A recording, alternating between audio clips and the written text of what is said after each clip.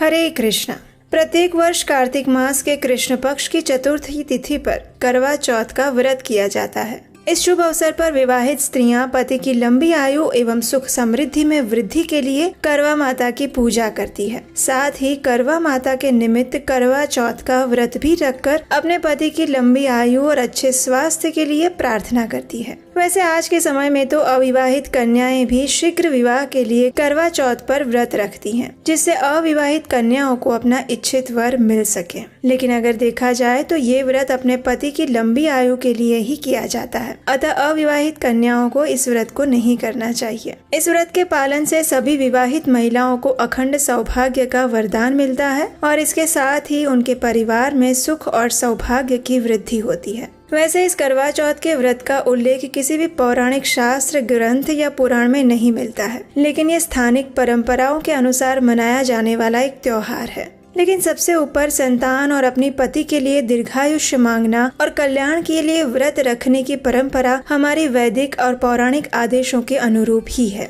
इसलिए इस प्रकार से अगर देखा जाए तो सिद्धांत के हिसाब से ये व्रत पति के सौभाग्य के लिए रखा जाता है, इसलिए प्रमाणभूत कहा गया है। इस वर्ष करवा चौथ का व्रत 20 अक्टूबर 2024 रविवार के दिन रखा जाएगा। करवा चौथ का व्रत कार्तिक मास के शुक्ल पक्ष की चतुर्थी तिथि को किया जाता है, इसलिए इस दिन चतुर्थी तिथि का आरंभ होगा 20 अक्टूबर 2024 प्रातः 6:46 पर और इसकी पूर्णाहुति होगी 21 अक्टूबर 2024 सोमवार के दिन प्रातः 4:16 पर। करवा चौथ का दिन और संकष्टी चतुर्थी एक ही दिन होते हैं और चतुर्थी भगवान गणेश जी को समर्पित है। विवाहित महिलाएं करवा चौथ के दिन भगवान शिव, माता पार्वती और भगवान गणेश की पूजा आराधना करती हैं। करवा चौथ का व्रत करके महिला चंद्रमा के दर्शन और अर्घ्य देने के बाद खोलती है। करवा या करक मिट्टी के पात्र को कहा जाता है। इससे चंद्रमा को जल या अर्घ्य प्रदान किया जाता है। करवा चौथ की पूजा में करवा अति आवश्यक है। इस व्रत को कठिन व्रतों में से भी एक माना गया है। इस व्रत में अन्न भी नहीं लिया जाता है और न ही जल। इस व्रत को निर्जल किया जाता है और पूरे दिन उपवास करने के बाद चंद्रमा का उदय होता है, तभी चंद्रमा के दर्शन करके उनको अर्घ्य देने के बाद ही ये व्रत खोला जाता है। चंद्रमा के दर्शन करने के बाद अपने पति के हाथों से पानी पीकर अपना व्रत का पारण किया जाता है। तो करवा चौथ के दिन चंद्र उदय का समय रहेगा शाम 7:54 का। इसके बाद आप चंद्र दर्शन करके अपने व्रत का पारण कर सकते हैं। अब देखिए, अलग अलग शहरों में चंद्रोदय का समय अलग अलग हो सकता है। ये समय कुछ मिनट आगे पीछे भी हो सकता है, इसलिए आप जहाँ भी रहते हैं वहाँ का समय आप स्थानिक चेक कर लीजिए।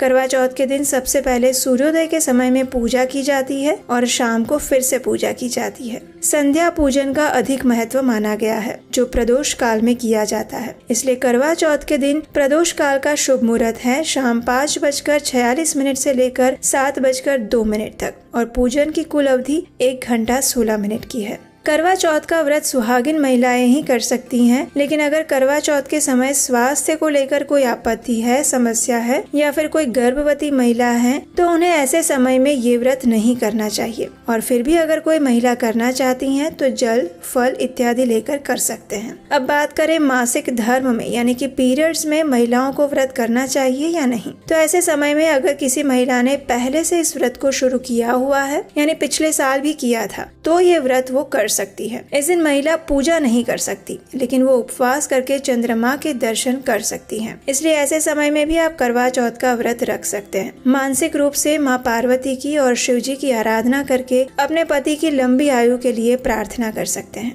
तो हमें आशा है कि हमारे द्वारा दी गई ये जानकारी आपको अच्छी लगी होगी। Thanks for watching.